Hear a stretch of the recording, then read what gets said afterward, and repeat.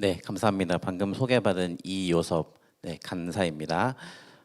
네, 이제 아까 우리가 좀 기도한 것처럼 이제 이 예배 후에 우리가 같이 전도를 이제 나가야 되는데요. 이제 이 자리에 함께 이제 전도하러 가시는 분들도 있고 안 계신 분들도 있을 것 같아요. 네, 여러분 혹시 이 전도라는 단어를 들으면은 좀 어떤 생각이 드시나요? 전도 아우팅에 같이 참여하시는 분들은 당장 1시간 뒤에 전도를 하러 가야 된다 하니까 뭔가 막 마음이 떨리고 좀 쿵쾅쿵쾅 하시지 않나요? 오늘날 많은 그리스도인들이 전도가 되게 멋진 일이고 또 누군가는 되게 특별한 사람들만 뭔가 특별한 임무를 부여받은 사람들만 하는 사역이라고 생각하는 경향이 있는 것 같습니다. 이제 지금 우리는 한 달에 한 번 같이 이렇게 만나서 전도하지만 만약 매주 우리가 만나서 같이 전도해야 한다면은 여러분 좀 어떤 생각이 드실 것 같으세요? 전도하러 가면은 당연히 좀 두렵고 떨리는 마음이 드는 것이 당연합니다. 다른 사람들의 시선과 눈초리를 받는 것이 익숙한 경험도 아니고 사실 굳이 해보고 싶지 않은 경험이기도 하지요. 그렇다면은 이 전도를 생각할 때 우리 마음 가운데 그런 두려운 마음이 드는 게 무엇 때문일까요? 몇몇 사람들은 전도를 할 때 누군가가 다른 사람에게 서슴없이 다가가는 것이 뭔가 복음을 전할 수 있는 이유가 그 사람이 뭔가 다른 사람보다 믿음이 뛰어나거나 영적인 그릇이 넓거나 혹은 착해서 그럴 수 있을까요? 물론 일부는 그럴 수 있다라고 생각은 합니다. 하지만 그게 전부라고 저는 생각하지 않는데요. 우리가 이 복음을 전할 때 전도를 할 때 복음을 전하게 되잖아요.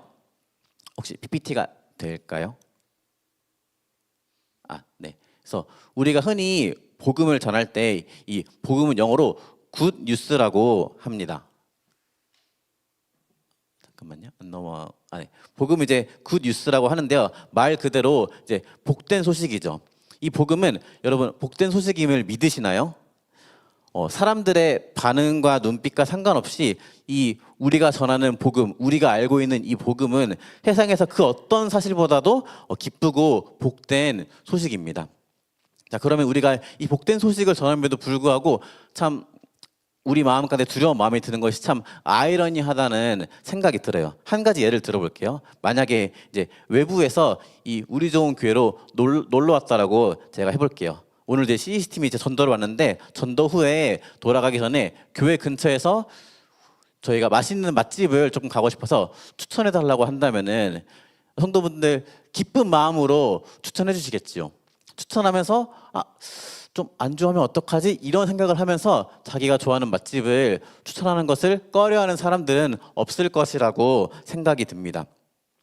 근데 이 맛집을 추천한 것과는 정말 다르게 이 복음, 우리가 알고 있는 복음은 이 맛집과 비교할 수도 없는 너무나 복된 소식이라는 거죠.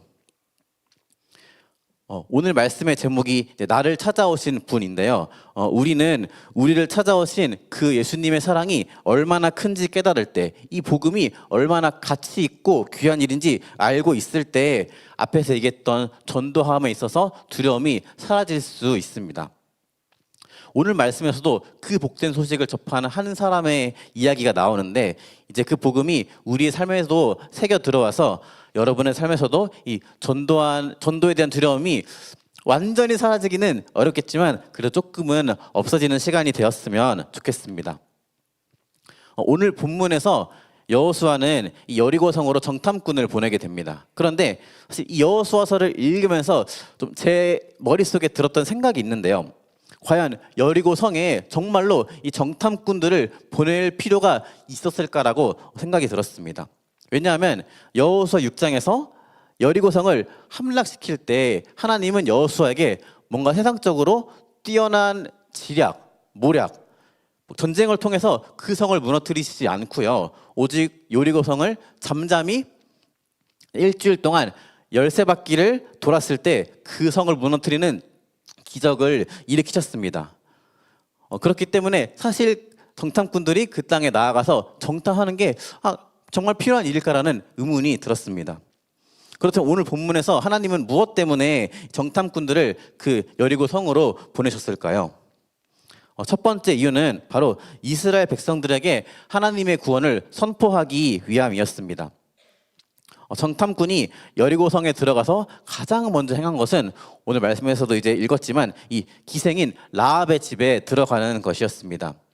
이들이 이제 무엇 때문에 라합의 집에 들어가게 됐을까는 조금 성경을 읽으면서 이렇게 유추해 볼 수 있는데요. 아마 이 기생의 집이기 때문에 많은 사람들이 그 집에 오고 갔을 것입니다. 그렇기에 이 성에 대한 정보도 얻을 수 있고 동시에 낯선 이들이 많은 장소에서 좀 자연스럽게 스며들기 좋은 곳이었을 거라고 생각하고 숨어들었을 거예요. 하지만 아쉽게도 그들의 바람과는 달리 그들은 곧바로 그들의 정체를 들키고 맙니다. 오늘 말씀 2절 3절에서 보시면은 이스라엘에서 나온 정탐꾼들이 왔다는 소식이 이미 여리고 성의 왕에게 들어간 것을 우리가 볼 수 있습니다. 단순히 정탐하러 온 사실을 알아챈 것뿐만이 아니고 그들이 라합의 집에 들어갔다는 사실까지 알게 되었습니다. 그렇다면 어떻게 이 소식이 그렇게 빨리 여리고 왕에게까지 전달될 수 있었을까요?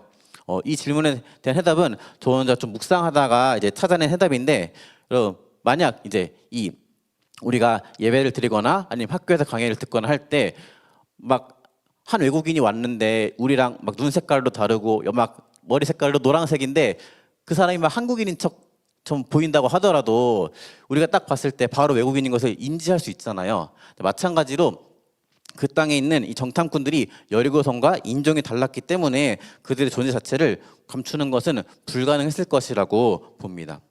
결국 이 여리고 왕은 이 라합의 집에 사람을 보내어서 이제 정탐꾼들을 찾게 되는 결과를 이제 하게 되는 것이죠. 그래서 정탐꾼들은 이제 도망치는 신세가 되어버리고 말았습니다. 하지만 여기서 이제 뜻밖의 인물이 도와주는데 이제 그 집의 주인이었던 기생 라합, 이 그들의 존재를 숨겨주고 도망칠 수 있도록 도와주게 됩니다. 그런데 신기한 것은 정탐꾼들이 먼저 라합에게 자신들을 도와달라고 이야기도 하기 전에 이미 라합이 정탐꾼들을 숨겨주었고 또 숨겨주기로 마음을 먹었습니다. 라합 본인이 뭔가 부탁을 들어서 도와준 것이 아니고 스스로의 의지를 들여서 정탐꾼들을 도와주었습니다. 사실 지금 라합이 하고 있는 행동은 자신이 이제껏 살아온 이 도시를, 나라를 배반하는 일이고, 만약 그 사실을 들키게 된다면은 본인은 물론 자신의 가족들까지 모두 죽음에 처할 수 있는 그런 위험을 무릅쓰고 지금 이렇게 도와주고 있습니다. 그렇다면 라합은 무엇 때문에 이렇게 정탐꾼들을 도와주었을까요? 이 질문에 대한 해답은 다음 구절에서 라합이 정탐꾼들에게 하는 고백에 들어 있습니다. 오늘 말씀 9절부터 12절까지가 라합의 고백인데요. 라합은 이미 이스라엘 백성들이 출애굽한 뒤에 광야에서 겪은 모든 일들을 알고 들었습니다. 이스라엘 사람들은 홍해를 마른 땅으로 건너왔고 또 아모리 사람들과의 전쟁에서도 승리하였습니다. 그리고 이것이 아니더라도 이스라엘 백성들은 그 험난한 광야에서 약 40년이라는 시간을 무사히 보내고 이제 가나안 땅을 목전에 두고 있습니다. 하지만 라합의 결단은 단순히 이런 이스라엘 군대를 두려워하는 마음으로 결단한 것이 아니었습니다. 9절에서 라합은 여호와께서 이 땅을 너희에게 주신 줄을 내가 아노라라고 고백하고 있습니다. 라합은 지금 이스라엘 성과 여리고성 사이에서 이스라엘 군대를 두려워해서 이스라엘 택한 것이 아니고 바로 이스라엘을 도우시는 하나님을 선택했다라는 것입니다. 그래서 라합은 하나님 편에 서 있는 것이 전쟁에서 승리하는 법임을 알고 있었습니다. 그리고 혹여나 이스라엘이 패하더라도 진짜 중요한 것은 눈앞에 보이는 전쟁의 승패가 아니고 하나님 나라에 들어가는 것이었습니다. 실제로 라합은 이 가나안인들의 두려움을 4개 단어로 표현하고 있는데요. 이제 PT에 나와 있는데 이제 9절에서 이제 그들이 심히 두려워하고 이제 간담이 녹나니 라고 이야기하고 또 11절에서는 마음이 녹았고 정신을 잃었나니, 이러한 표현들을 쓰고 있습니다. 이렇게 4개의 표현이 나오는데요.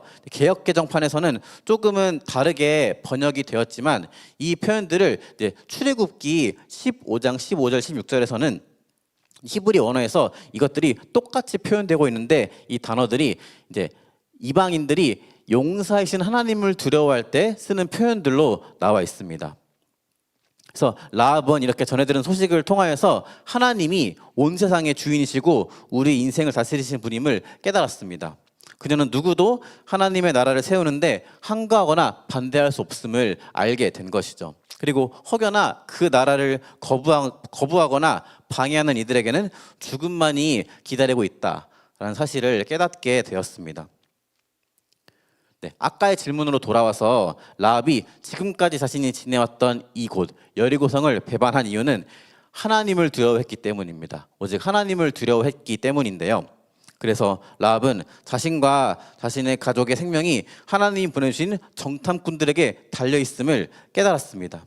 라합은 더 이상 자신의 생명을 여리고성을 위해서 바치는 것이 아니라 하나님 나라를 위해서 바치기 위해서 마음먹었습니다.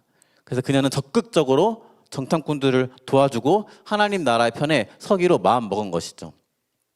근데 여기서 더욱더 놀라운 것은 이 정탐꾼들의 반응인데요. 사실 이 정탐꾼들이 이 라합의 말을 무시할 수 있었습니다. 물론 지금 그들은 위험에 처해 있지만 라합은 그들이 차지해야 하는 땅 적들 중 한 명이었고 사실 그 중에서도 정말 보잘것없는 기생 여인이었습니다.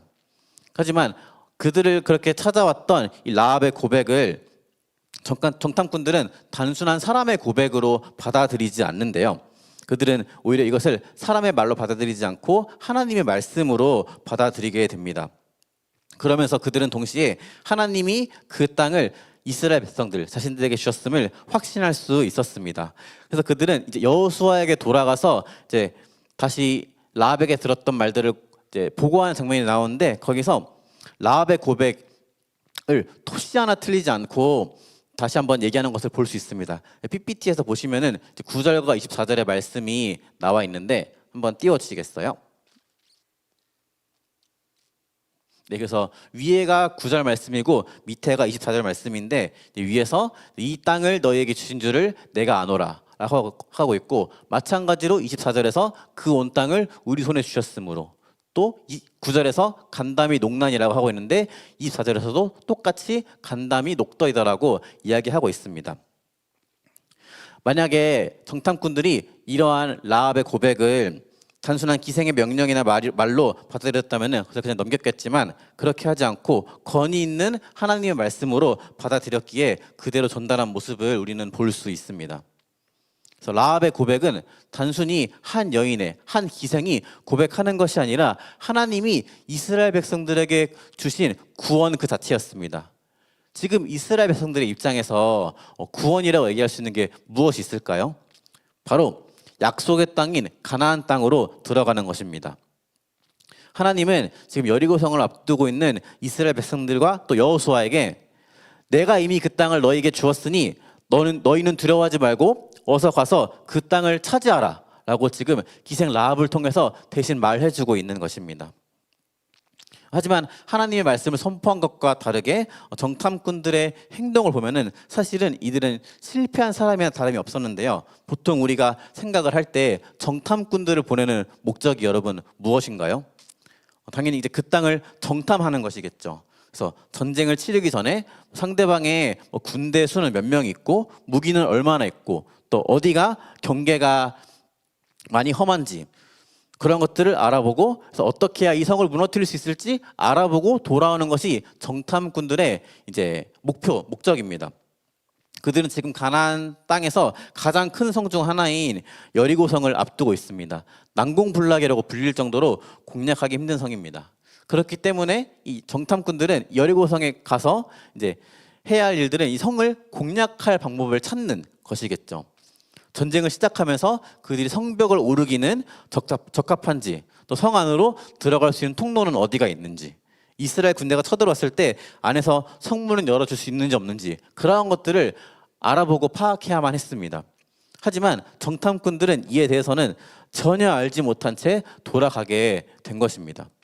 그 어느 것도 알지 못한 채 돌아가게 되어버렸죠. 그래서 생각을 해보면은 정탐꾼들이 그 성을 보고 왔는데 그 성이 어땠냐라고 물어보는데 거기에 대해서 그 성에 대한 정보를 말하지 않고 그냥 이 기생 라합의 이 고백을 여호수아 앞에서 고백하는 장면 여러분 상상해 보시겠어요?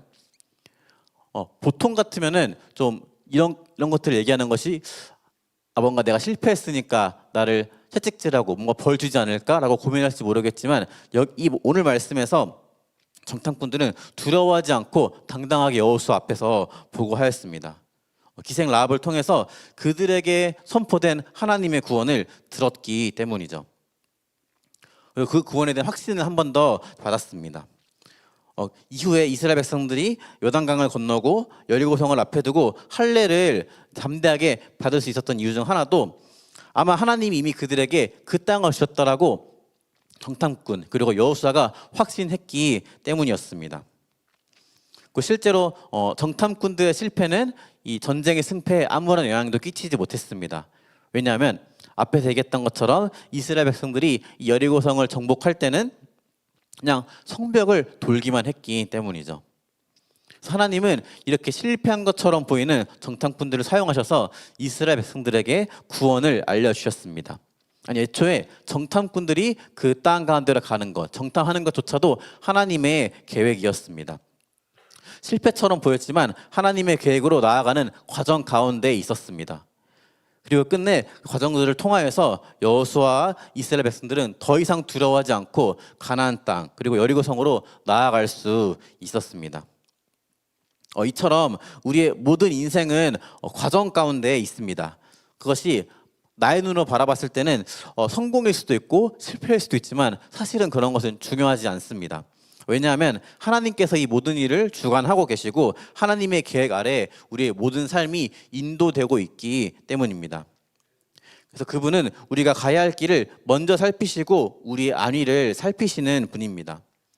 혹 여러분이 지금 내가 겪고 있는 일이 너무나 힘들고 버겁더라도 우리는 하나님이 계획하고 계신 구원 여정 가운데 있음을 믿어야 합니다.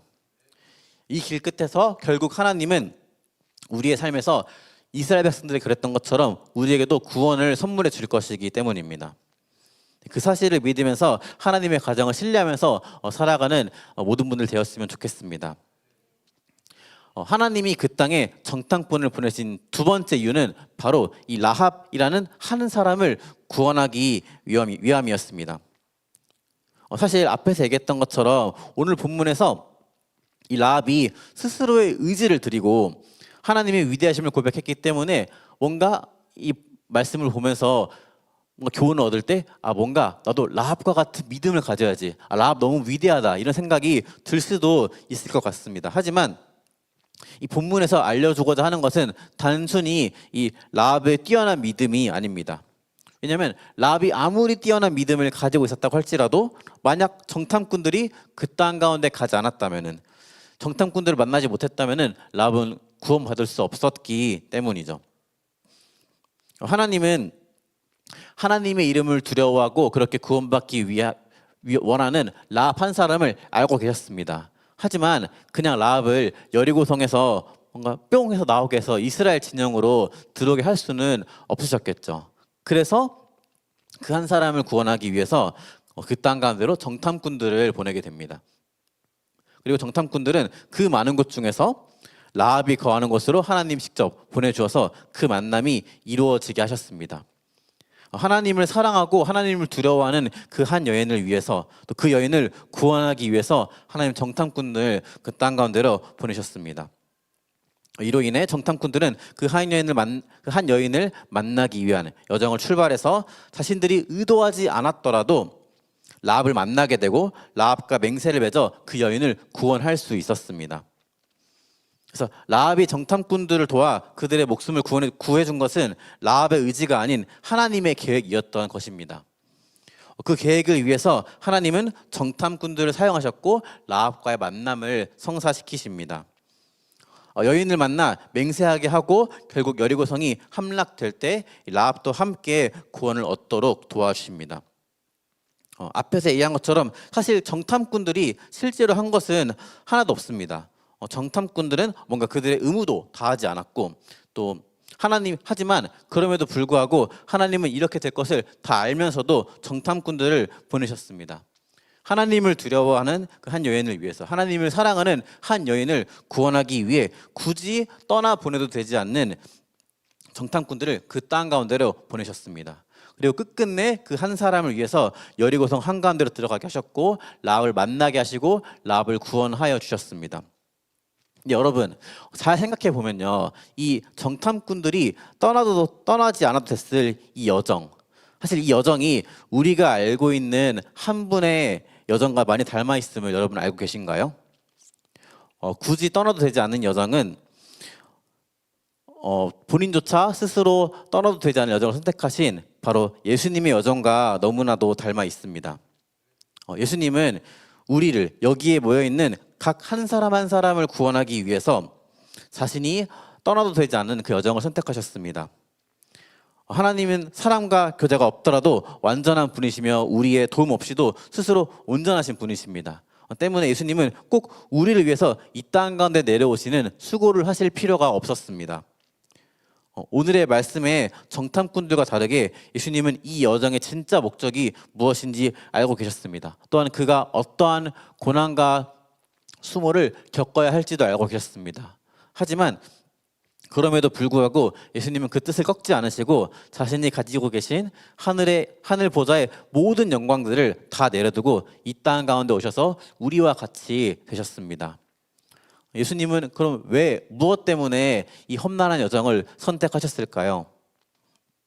바로 이 자리에 앉아 있는 한 사람 한 사람, 오늘의 말씀의 제목처럼 바로 나를 찾아오기 위해서, 나를 구원하기 위해서, 우리에게 내가 너를 사랑한다라고 말하기 위해서 그 모든 선택을 결정하셨습니다. 우리는 이것을 인간의 언어로 예수님 우리를 사랑한다, 사랑이라고 표현하지만 저는 사실 이런 예수님의 모습과 행동이 사랑이라는 단어라도 우리를 향한 예수님의 마음을 표현하기에는 너무나 부족한 단어라고 생각이 듭니다. 이미 모든 영광을 취하고 계신 영광의 자리에서 인간의 몸을 취하기 위해 오신 그 마음을 우리가 인간으로서 생각하는 사랑이라는 이 단어도 너무나 표현하기 부족하다라는 것이죠. 그리고 우리를 위해서 예수님은 십자가에서 가장 고통적인 방법으로 피 흘리시면서 죽음을 당하셨습니다. 그러면은 여러분, 우리가 지금 이 예배당에 함께 모여서 하나님을 찬양하고 예배할 수 있는 이유가 어디에 있을까요?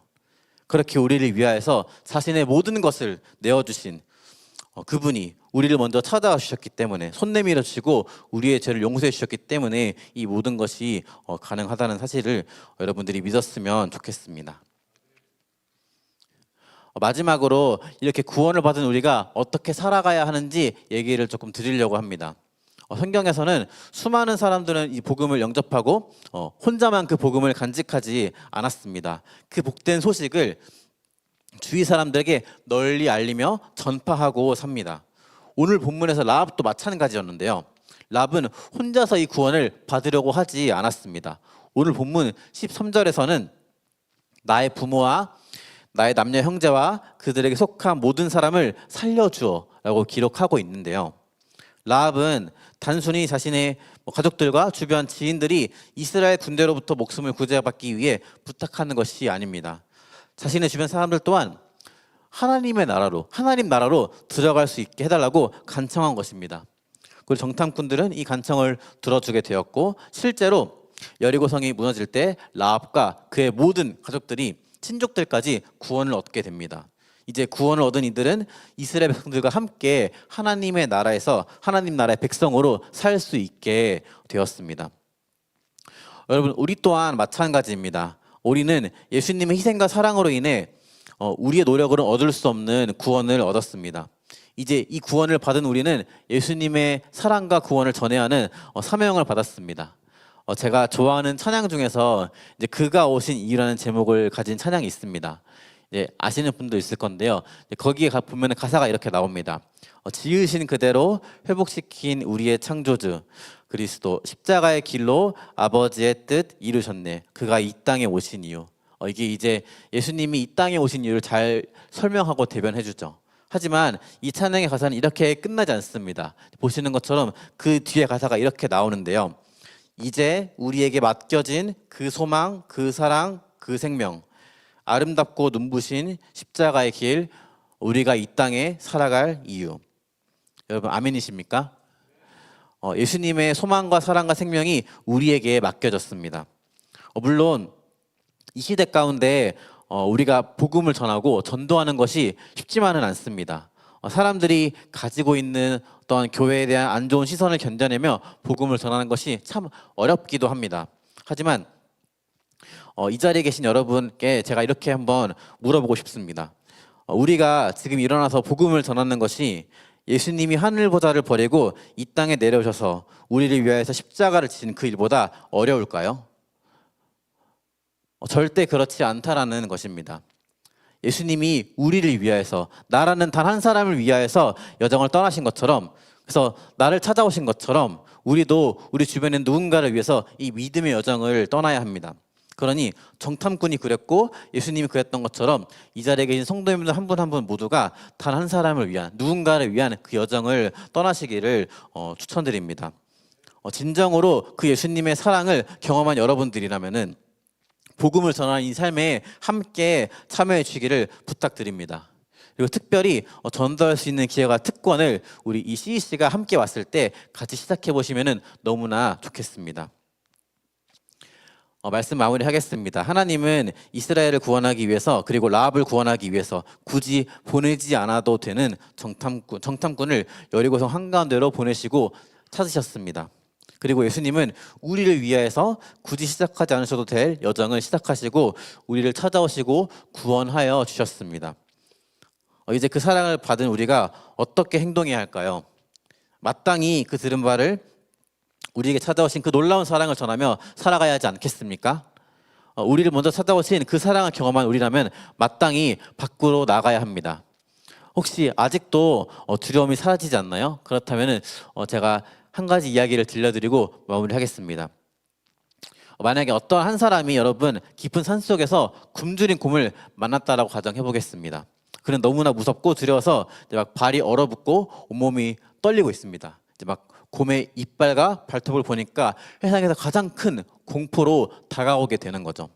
그런데 그 순간 곰 뒤편에서 엄청난 기세로 산불이 번져오는 것을 이 남자가 발견하게 되었습니다. 불길이 나무를 집어삼키면서 자신과 곰을 향해서 이 불길이 덮치고 있습니다. 여러분, 그 광경을 보게 됐을 때 이 사람이 어떻게 될까요? 방금 전까지 자신을 얼어붙게 했던 이 곰을 잊어버린 채, 그 공포를 잊어버린 채 더 큰 파멸인 산불에서부터 살아남아야 한다는 본능 때문에 이 곰에 대한 공포를 잊어버리고 산불로부터 도망가는 것을 우선시하게 됩니다. 이처럼 우리가 가지고 있는 두려움은 그보다 더 큰 두려움이 생길 때, 작은 두려움은 사라지게 됩니다. 그렇다면 여러분, 우리가 진정으로 두려워할 대상은 누구일까요? 세상이 아닌 하나님입니다. 하나님을 두려워하는 여러분들이 되기를 소망합니다. 우리가 진정으로 하나님을 두려워할 때 우리 앞에 놓여진 상황이나 환경, 사람들의 시선, 멸시, 그런 두려움은 사라질 것이라고 저는 믿습니다.